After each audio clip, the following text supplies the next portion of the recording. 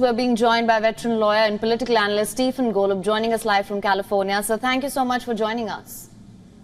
Thanks for having me. So now the health crisis, as we mentioned, in Gaza is deepening.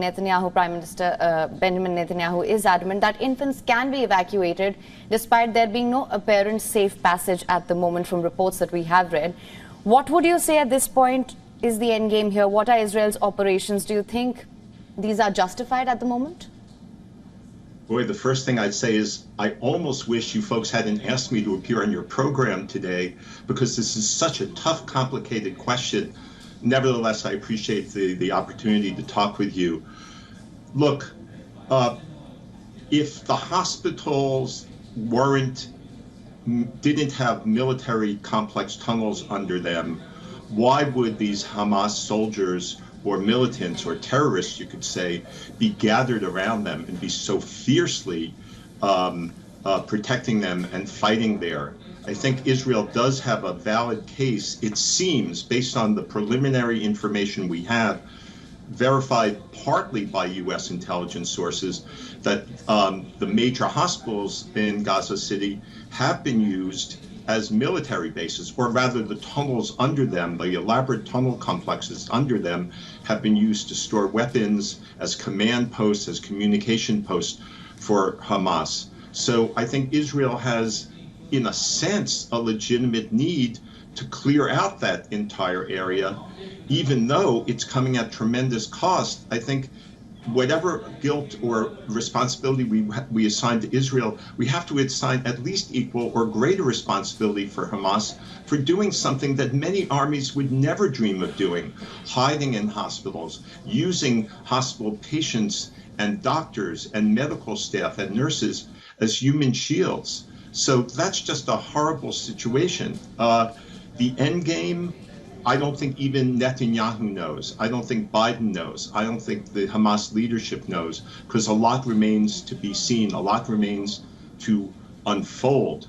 But in the meantime, it's a very ugly situation. In the short run, or the relatively short run, we may have some answers to at least one big question, which is Israel right in alleging that these hospitals really were, in a sense, despite the very legitimate purposes they serve, a physical cover for Hamas's military activities, and that Israel needed to clear out the militants, the terrorists, in order to move forward in even having a chance of eliminating the threat of another mass murder perpetrated by Hamas against the citizens and civilians of its state.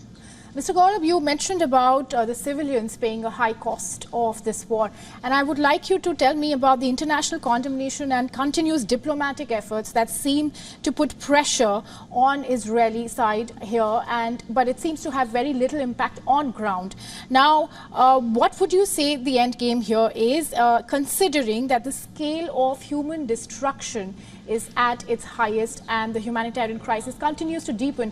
Any development on that front? Well, certainly there's not in all countries, but in a number of countries around the world, there is condemnation of Israel. I wouldn't call it a consensus, a global consensus. I wouldn't quite call it that, but there does seem to be some strong opinion, obviously, in the Arab world, partly based on not just the realities on the ground, but that Hamas is better at public relations than Israel is. So you have that. In terms of the end game, I can tell you two things that have to happen for there to be at least a chance of a decent end game. One is that Hamas, this mass murdering terrorist organization, has to go one way or another.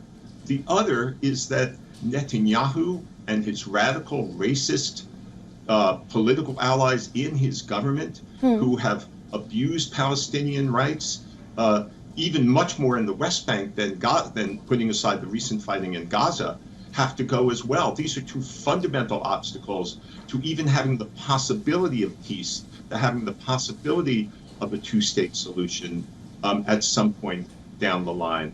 Right now, Israel seems determined to eliminate Hamas. Hopefully, the Israeli people will be determined, or will remain determined, as polls right now indicate, to remove Netanyahu and his radical allies, radical racist allies from power Right. Whether I will definitely happen remains to be seen.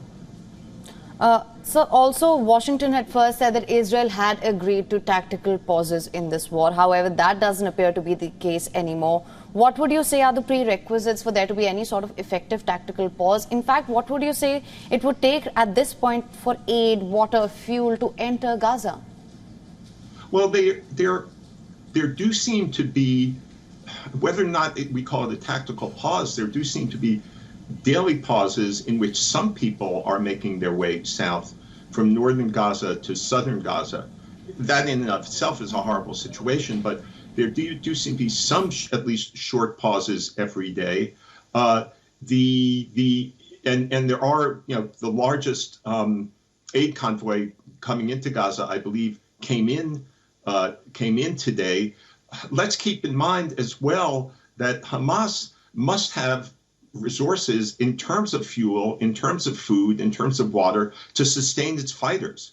So it's not just a matter of bringing in to sustain its 20 or 30 or 40,000 fighters in Gaza. So it's not just a matter of bringing in resources from outside, as important as that is, but also Hamas could alleviate this situation by turning over its resources to benefit the civilians whom it supposedly is fighting on behalf of. Now, in saying all this, again, I don't want to sound like I'm not sympathetic to the Palestinians, and that I am sympathetic to the way the Netanyahu government in particular, and Benjamin Netanyahu, who's been in office for most of the past 6 years, have treated Palestinians. He's been a big obstacle to peace himself. He's presided over horrible abuses, particularly over the past year when he brought in very right-wing allies to his government.